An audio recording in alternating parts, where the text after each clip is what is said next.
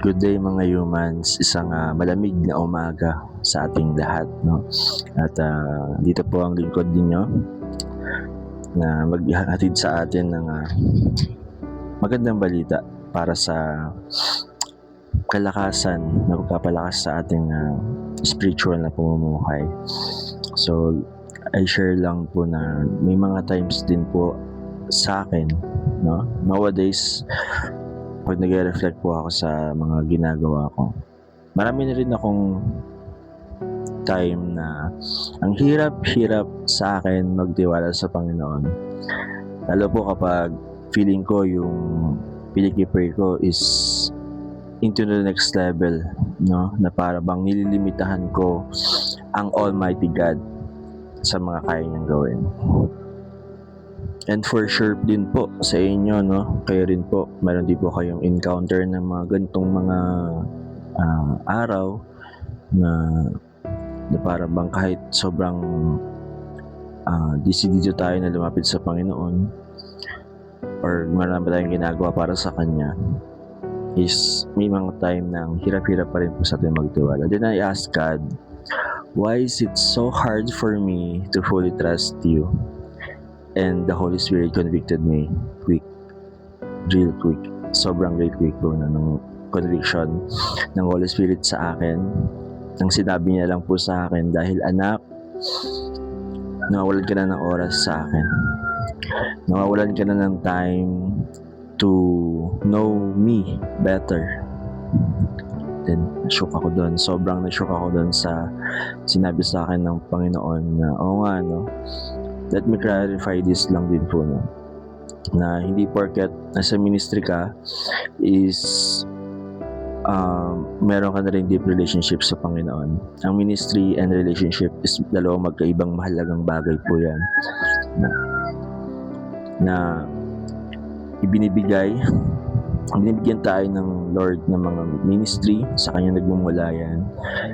Pero ang pinakamahalaga pa rin po sa Panginoon ang relasyon sa Kanya. Then doon ako na-amaze sa Lord na talagang kinokorek niya ako sa mga bagay na ito. I'm still learning po kasi we are not perfect po talaga. Meron po talaga tayong mga flaws. Then doon ko na-realize na oo nga, no? Paano mo nga naman pagkakatiwalaan ang isang tao or ang Diyos, even ang Diyos, kung hindi mo siya kilala? No? Paano mo siya pagkakatiwalaan ng lubos kung hindi mo siya kilala? We don't trust God not because He's not powerful or not able. We don't trust Him because we don't know Him enough, no, para pagkatiwalaan. So, paano natin siya pagkatiwalaan? Make time with Him. Ayun yung pinaka-the best, no? Kilalanin natin siya ng lubos, magbasa tayo ng Bible, mas isik natin yung presence ng Lord. And sobrang na-amaze ako dito.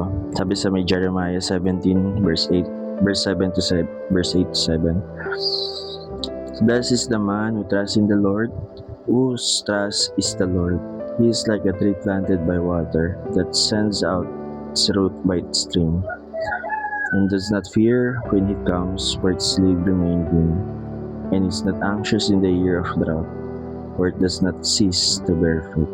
So yun, no, kaya pala tayo nag-worry, kaya pala tayo natatakot kasi we're not trusting the Lord anymore.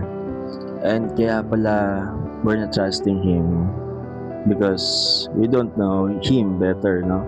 Hindi tayo nagkakaroon ng oras para kilalanin siya ng lubos and taking extra effort to know Him better.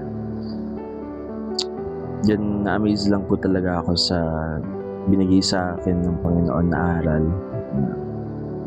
Although mahalaga po ang ministries, mahalaga po ang work para sa Panginoon to spread His words, but mas mahalaga para din sa Kanya, mas mahalaga ang relasyon mo, yung relasyon natin sa Kanya, yung bonding natin sa Kanya. So, mga humans, try to read the Bible, no? Huwag tayong umasa sa mga preaching, sa mga ganyan. Although maganda yan lahat, pero kailangan natin ng deep relationship with the Lord na one-on-one, no? Spend time with Him para hindi na tayo matakot magtiwala sa Panginoon. Amen? To God be the glory po.